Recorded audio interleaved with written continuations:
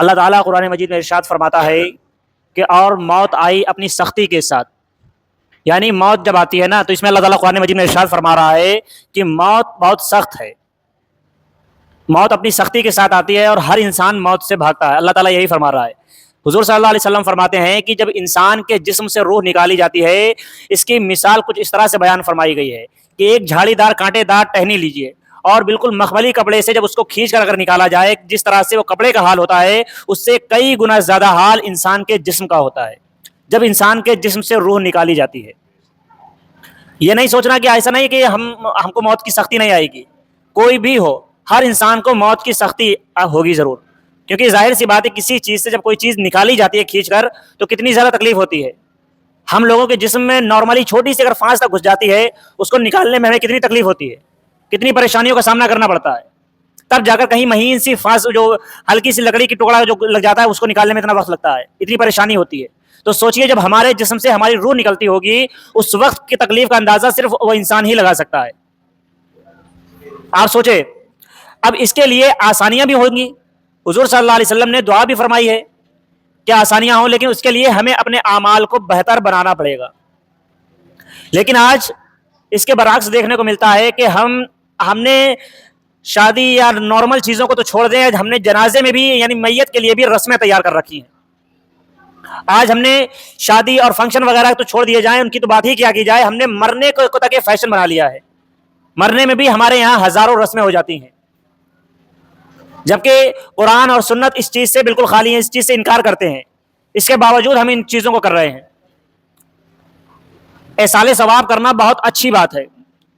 بہت بہترین چیز ہے۔ اگر کوئی انسان یہ کہے کہ ایصال ثواب کرنا غلط ہے تو وہ انسان غلط ہے، کیونکہ ایصال ثواب کرنے کا ہمیں قرآن و حدیث سے اس کا دلیل ملتی ہے۔ ایک مرتبہ کی بات ہے کہ حضور صلی اللہ علیہ وسلم کی بارگاہ میں حضرت سعد بن عبادہ رضی اللہ تعالیٰ عنہ حاضر ہوئے اور کہنے لگے کہ یا رسول اللہ صلی اللہ علیہ وسلم، میری والدہ فوت ہو گئی ہیں، میری والدہ کا انتقال ہو گیا ہے، اب میں ایسا کیا کروں کہ جو اس کا ثواب ان کو پہنچے؟ تو وہ حضور صلی اللہ علیہ وسلم کہنے لگے کہ ان کے لیے صدقہ کرو۔ حضرت سعد رضی اللہ تعالیٰ عنہ کہنے لگے کہ یا رسول اللہ صلی اللہ علیہ وسلم کیا چیز صدقہ کروں؟ تو آپ صلی اللہ علیہ وسلم نے کہا کہ بہترین صدقہ پانی ہے۔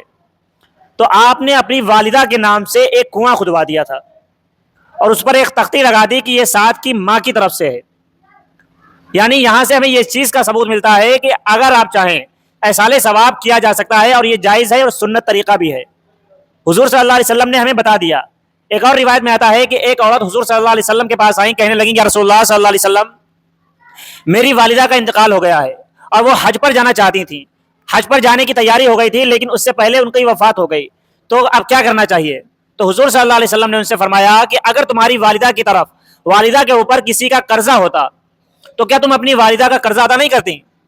تو اس عورت نے کہا کہ یا رسول اللہ صلی اللہ علیہ وسلم، میں اپنی والدہ کا قرضہ ضرور ادا کرتی۔ تو حضور صلی اللہ علیہ وسلم نے فرمایا کہ یہ اللہ کا قرضہ ہے، اس کو بھی ضرور ادا کرو۔